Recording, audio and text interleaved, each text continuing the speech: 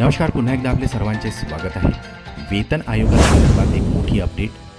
वेतन आयोगामध्ये असणारे हे 10 मोठे बदल। 8व्या वेतन आयोगामध्ये 10 मोठे बदल करण्यात येणार आहेत। तर सविस्तर बदल पाहूया। त्यापूर्वी आपणास विनंती आहे, चॅनलला जर नवीन असाल तर सबस्क्राईब करायला विसरू नका आणि नवनवीन अपडेट मिळविण्यासाठी बेल आयकॉनला प्रेस करायला विसरू नका। अत्यंत कामाची बातमी शेअर करायलाही विसरू नका। नवीन वेतन आयोगामध्ये सुधारित वेतन श्रेणी ह्या फिटमेंट फॅक्टरच्या आधारावर निश्चित केल्या जातात।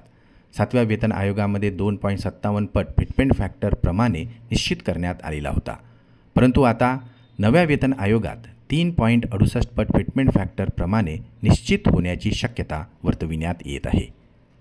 किमान वेतन 7व्या वेतन आयोगानुसार किमान वेतन हे 18,000 रुपये इतके निश्चित करण्यात आलेले आहे। तर आता वेतन आयोगानुसार किमान वेतन हे 26,000 ते 30,000 रुपये दरम्यान असण्याचीही शक्यता आहे।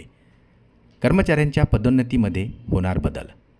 पदोन्नती पद्धत ही आता सेवा ज्येष्ठतेनुसार केली जाते, परंतु नव्या वेतन आयोगानुसार पदोन्नती पद्धत ही कर्मचाऱ्यांच्या कामाचे स्वरूपानुसार दिली जाणार आहे।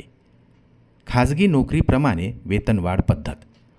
दरवर्षी सरकारी कर्मचाऱ्यांना जुलै अथवा जानेवारी महिन्यात वार्षिक वेतनवाढ अनुदेय आहे, परंतु खाजगी क्षेत्रामध्ये कर्मचाऱ्यांच्या कामाच्या स्वरूपानुसार वेतनवाढ अनुदेय केली जाते। सरकारी कर्मचाऱ्यांना अधिक प्रभावशाली कामाकरिता अधिक वेतनवाढीचाही लाभ मिळू शकतो। याशिवाय पेन्शन पद्धतमध्ये सुधारणा केली जाणार आहे। ग्रेड पे पद्धतमध्ये अपडेट करण्यात येणार आहे।